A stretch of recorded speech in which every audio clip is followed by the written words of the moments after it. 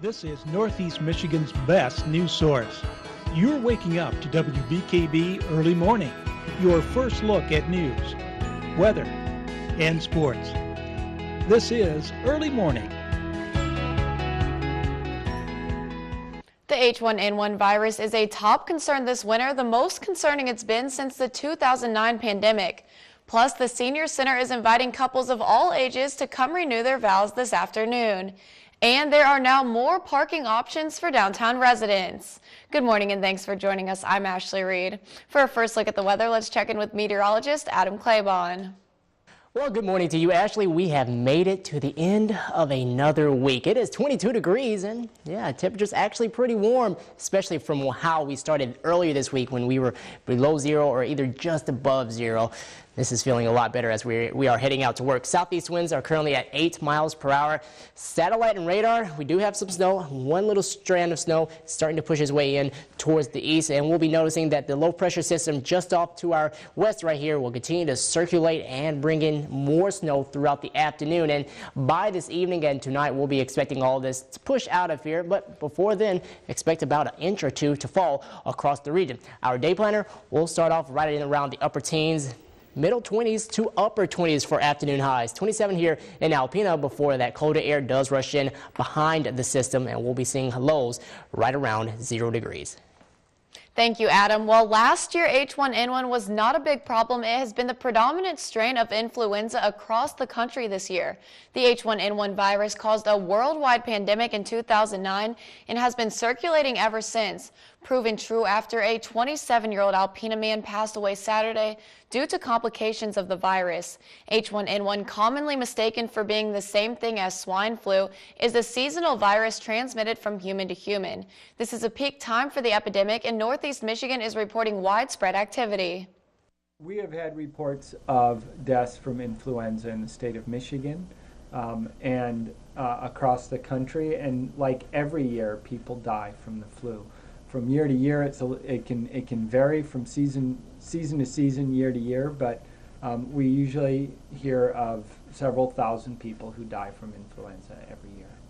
H1N1 affects healthy adults and older children, not just the very young, old, and sick. While most people fully recover, some are not so lucky, especially those with underlying health conditions. Symptoms include an ongoing fever, head and body aches, and coughing. Dr. Meyerson says the best thing you can do to protect yourself is get a flu shot each and every year, and he reminds everyone that it's not too late. A fugitive wanted in both the state of Texas and Arkansas was arrested this week during a traffic stop in Cadillac. 35-year-old John Coate was arrested Wednesday after being stopped for speeding in the Cadillac area. Coate is wanted on 2 felony warrants for a felony assault in Arkansas and violating his parole in Texas. He was arrested for driving without a license. Troopers say he has been living in the state of Michigan for the past 18 months under a stolen identity. Trooper arrested him, took him to the Wexford County Jail. A live scan fingerprint was taken of his fingerprints and submitted to the state police lab and to the FBI database, where it was determined what his true identity was based on a comparison of those fingerprints. Troopers added an additional charge of furnishing false information to a police officer. Coate will be arraigned today. Both Texas and Arkansas have placed holds on him and plan to extradite. Love is in the air, as today is the most lovable day of the year to celebrate with family, friends, and significant others. And the Senior Center in Alpena is taking this opportunity to offer loved ones a chance to renew their vows. For the past 4 years, every Valentine's Day, the Senior Center has given couples of any age and length of relationship time the chance to come out and renew their lasting promises to one another.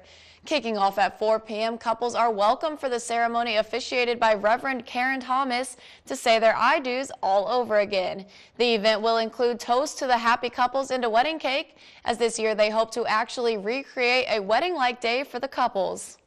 And it's just kind of re-sparking that special feeling that the two of you have, you know, and it takes a lot of folks back to when they first committed to each other, and it's absolutely wonderful to see folks that are still in their 60s. They come in here, they're still holding hands, they give each other a little peck after the ceremony itself, or when Reverend Thompson says that they can kiss the bride, you know, and it's just heartwarming.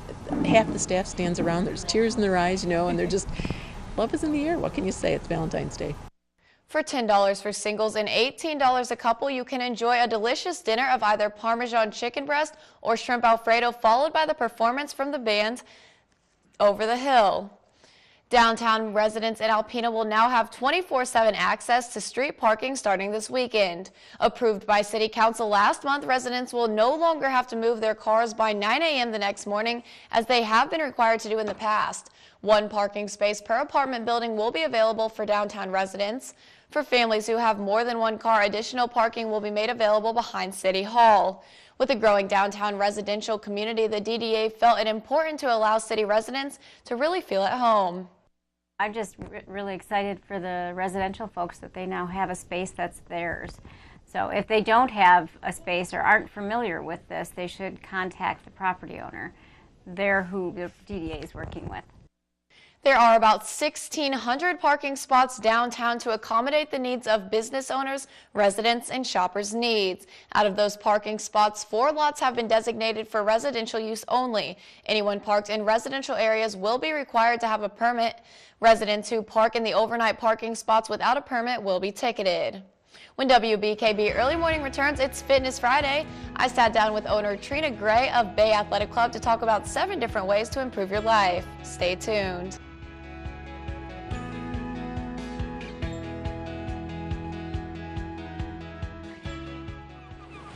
Welcome back to another edition of Fitness Friday. I'm here today with owner Trina Gray from Bay Athletic Club. And Trina, I know we've been talking, and it's February now. People made their New Year's resolutions about a month ago. Now, is fitness the only thing that people should really be concentrating on? Well, that's a great question. We find it here at Bay Athletic Club that when people improve in one area of life, they often improve in many areas of life. That becoming more fit and more healthy and more confident actually carries over into your career and your relationships and your family. So there's actually 7 different ways that people can set goals and check progress throughout the year that we could chat about today. Okay, and then health, is health one of them, or is that in addition? Yeah, health and fitness is definitely number one, that setting realistic goals for yourself. So people, viewers watching right now, if you want to check in and say, where am I with my health right now, you could look at simple things like improving how much water you're drinking, how much sleep you're getting, how many fruits and vegetables you're eating, and of course, how much exercise you're getting. Okay. And if you give yourself 2 or 3 small goals to work on in each of these areas, you will have a more well-rounded life. Okay, so what are a couple examples of goals, I guess, you could give in this first category? So for health and fitness, the ones I said were just water, sleep, vegetables, exercise, little things that you can definitely see progress on throughout the month. Okay, and then the next thing? Well, the next one would be adventure and hobbies. That people are happier when they are even just entertained or engaged in life, learning new things. So maybe that to you means while the snow is still out, going and trying skiing for the first time. I'm doing something adventurous outside. Okay, so taking advantage of what's given to us. So obviously in the summer there's all kinds of different hobbies that people normally think of, like going outside, I guess, running, playing games, but yeah, gardening, enjoying the lake, all kinds of things in that category. Okay. Then number 3, we want to talk about relationships. So great goals to have for relationships would be something simple as having a date night with your significant other, or setting aside specific time for each of your children or your parents or your grandparents. Really just designated time in your schedule that you take care of and foster those relationships. And tonight would be a great night to start that, right? Absolutely. With Valentine's Day, show the people in your life that you truly love them by turning off your computer, turning off your phone, and just being present. Okay, perfect. The next one is an interesting one. It's called personal growth. Ways that people can grow personally would be to pick up some books on personal development. There's a great author, his name is John Maxwell. He writes so many books on really just becoming the best version of yourselves. So often in life we are so busy taking care of other people that we forget that we need to be growing ourselves. Okay. So the 4th area to work on is personal growth. The 5th is your own just faith or spirituality, whatever that is for you. And a goal might mean to set aside 5 or 10 minutes every day for meditation or prayer or reading something spiritual, just making sure that you're filling up that area of your life. Okay. Number 8, is your career. What simple goals could you set to be better in your career? Whether that's learning a new skill or working toward an advancement. There's lots of different ways that you can be progressing and not just staying stagnant. Right. And the last one is finances. So what simple goals can you set to make better financial decisions this year? This could be reducing debt, cutting back on bills, lots of different ways to improve in that area. So all of these together make your life more well-rounded. So not only do, I guess, with finances, that's one thing that takes away stress. So I think all of these things are pretty much working on not only just taking away stress, but bettering yourself physically, personally, mentally. Yes, right. Absolutely. That's what we're talking about, is that going beyond just the scale, different ways to measure your life and your happiness. Perfect. And then let's do just a really quick recap. Name Sure. them all one more Absolutely. time. Absolutely. So viewers who are watching, if you want to set goals in 7 areas of your life, you're making health and fitness goals, a goal for adventure and hobbies, a goal for improving your relationships, a goal for growing personally, a goal for your faith and spirituality, your career, and your finances. Okay, perfect. Well, thank you so much. That's all we have for you this Fitness Friday, but be sure to tune in next week for another Fitness Friday.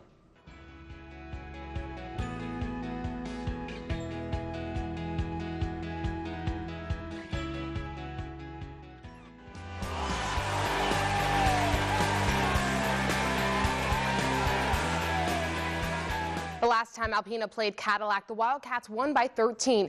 However, Alpena's only lost 1 league play game this season, while Caddy has 3 conference setbacks. So last night's matchup could go a long way in determining a Big North champion.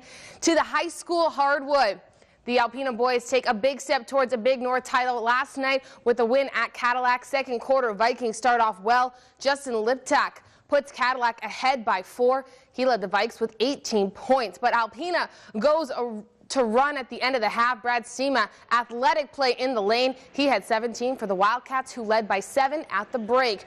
After a big third quarter from Alpena, Cadillac's Lewis Finch pulls them within 12 early in the 4th. But Andy Marweed and the Wildcats had every answer last night. Marweed, turnaround jumper for 2 of his 17. Alpena blows the doors off Cadillac, winning 70-46. In North Star League action, the ladies of Atlanta host Augrey Sims. Home team doing work early. Cheyenne Berryhill makes the rebound, putting her team on the board. 3 minutes later, Megan DeWald, the long bell, that's good for 3. Augrey Sims ends quarter 1 up 10. A minute into the second, Tiffany Jurgens snatches the loose ball, going in for 2 of her team high 8 points. Next play, she finds Molly Marlett. Huskies trail 16-8. Brooke Mazer in the paint, 52-20. Augrey is the final. Wolverines are 8-7. Down in Mayo, the Thunderbolts look to end their losing streak last night. First minute, Taylor Blommer for 2. Mayo gets on the board first, but Oscoda keeps the Bolts on their toes. Alyssa Binkowski getting the rebound. 11-9 Mayo after 1 quarter.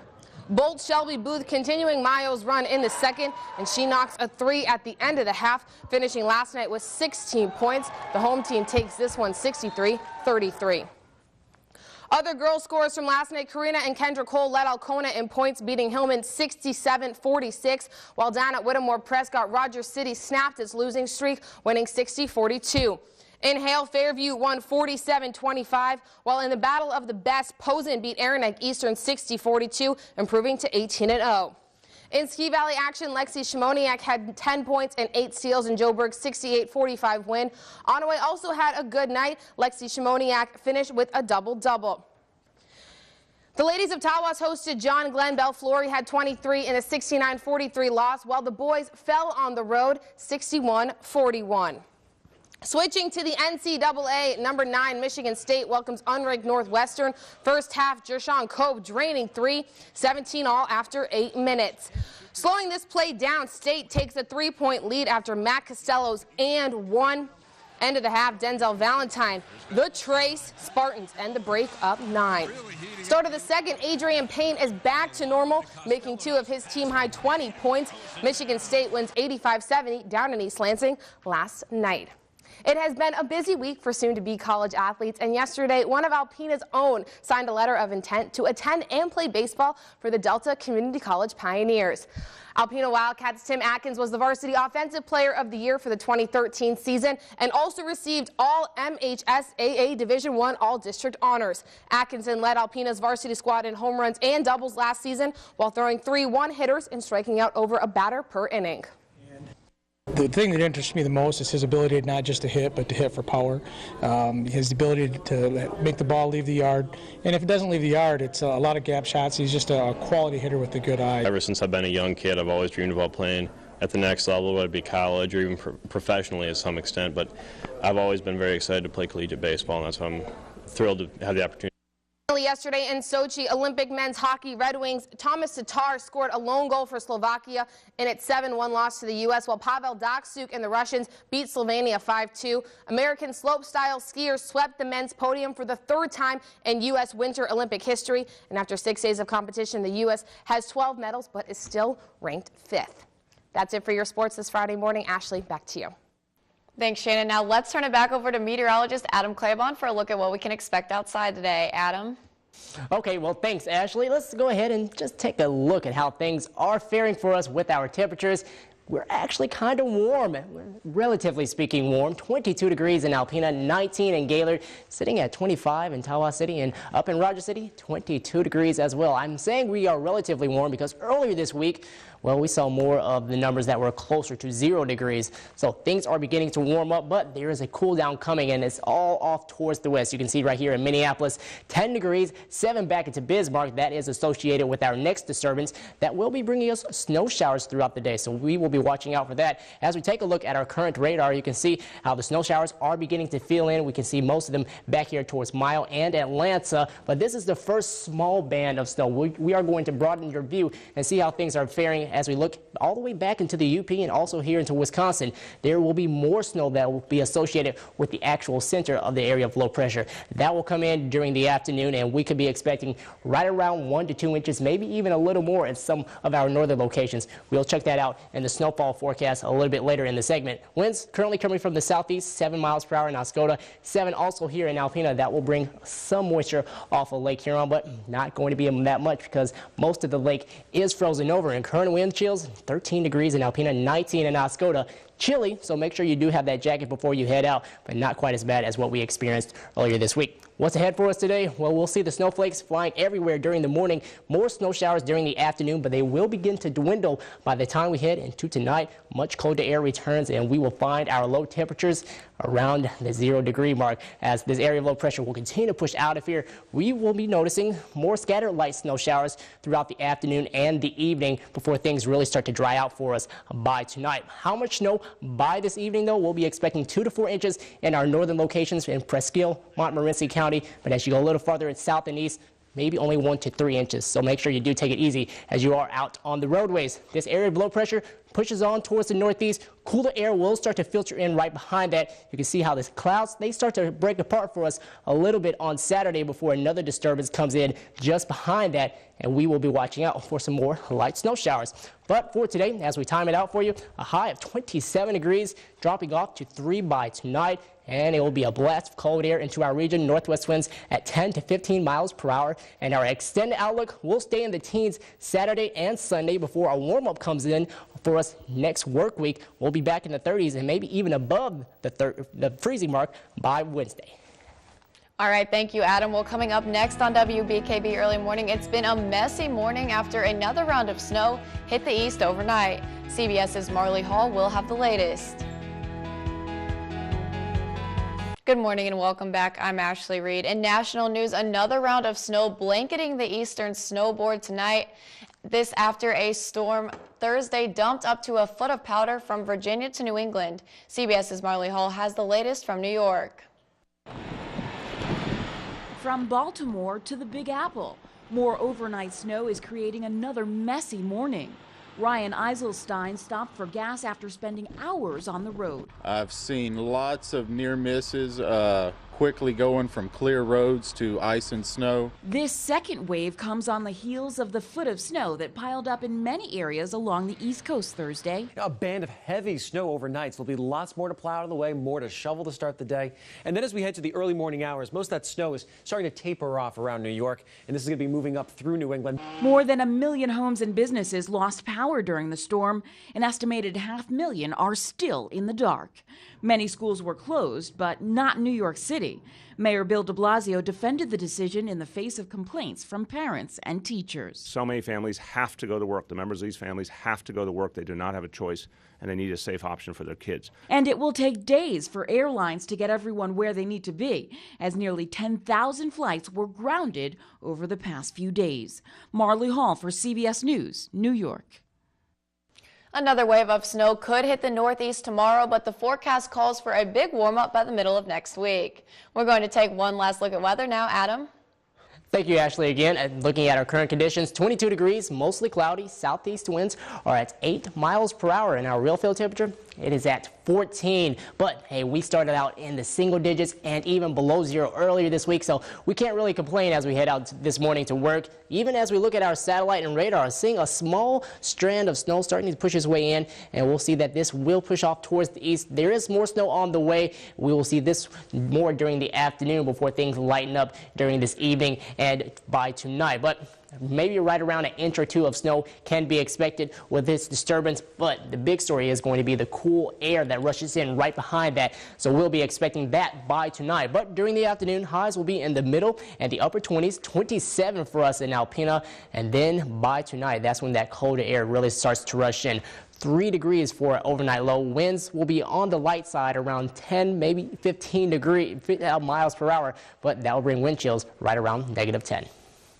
Thanks, Adam. Be sure to tune in tonight for WBKB 11 News at 6 for updates in news, sports, and weather. Lindsay Idaluca will have the latest in local news. Meteorologist Adam Claiborne will have the weather, and Jeff Kolb will have all your updates from the world of sports. Also, don't forget you can read more about our broadcast stories and get the scoop on other news items online. Just visit WBKB11.com for sports, weather, and news updates anytime, day or night. Or add us on Facebook at facebook.com/WBKBTV. That's all we have for you today on WBKB Early Morning. Thanks for watching. Good Morning America's up next.